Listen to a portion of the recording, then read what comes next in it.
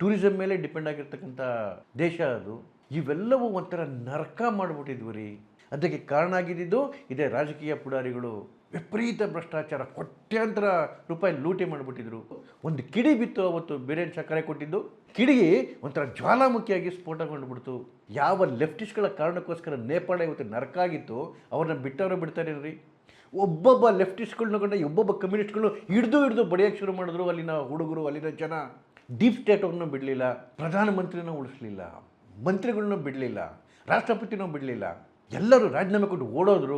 ಕಮ್ಯುನಿಸ್ಟ್ಗಳು ಯಾವ್ಯಾವ ದೇಶದಲ್ಲಿ ಇರ್ತಾರೆ, ಯಾವ ದೇಶನೂ ಉದ್ಧಾರ ಆಗಲ್ರಿ.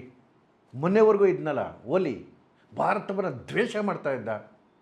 ಚೈನಾಗೆ ತೊಗೊಂಡೋಗಿ ನೇಪಾಳವನ್ನು ಅಡ ಇಟ್ಟುಬಿಟ್ಟಿದ್ದ. ಈ ಹೋರಾಟವನ್ನು ದುಂಬೆಯನ್ನು ಶುರು ಮಾಡಿದ್ದು ಲೆಫ್ಟ್ ಡೀಪ್ ಸ್ಟೇಟ್. ಯಾವ ಡೀಪ್ ಸ್ಟೇಟ್ನ ಸೋರೋಸ್ ರಾಹುಲ್ ಗಾಂಧಿಯನ್ನು ಹಿಡ್ಕೊಂಡು ರಾಷ್ಟ್ರದಲ್ಲಿ ಅರಾಜಕತೆಯನ್ನು ನಿರ್ಮಾಣ ಮಾಡೋಕ್ಕೆ ನೋಡ್ತಾ ಇದ್ದಾರೆ. ಭಾರತದಲ್ಲಿ ಈಗಾಗಲೇ ಅನೇಕ ದೇಶಗಳಲ್ಲಿ ಯಶಸ್ವಿ ಆಗಿಬಿಟ್ಟಿದ್ದಾರೆ.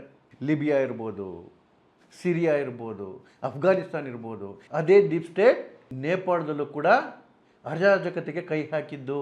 ಶುರು ಮಾಡಿದ್ದೇನೋ ಲೆಫ್ಟಿಸ್ಟು, ಶುರು ಮಾಡಿದ್ದೇನೋ ಡೀಪ್ ಸ್ಟೇಟು, ಆದರೆ ಅದನ್ನು ಕಂಪ್ಲೀಟಾಗಿ ಕಂಟ್ರೋಲಿಗೆ ತಗೊಂಡಿದ್ದು ಭಾರತ, ಅಂದರೆ ಮೋದಿ. ಸ್ನೇಹಿತರೆ, ಇದರ ಕಂಪ್ಲೀಟ್ ವಿಡಿಯೋ ನೋಡಬೇಕಂತ ಹೇಳಿದ್ರೆ ಎಚ್ ಎಸ್ ಚಂದ್ರಶೇಖರ್ ಯೂಟ್ಯೂಬ್ ಚಾನಲ್ಗೆ ಬನ್ನಿ.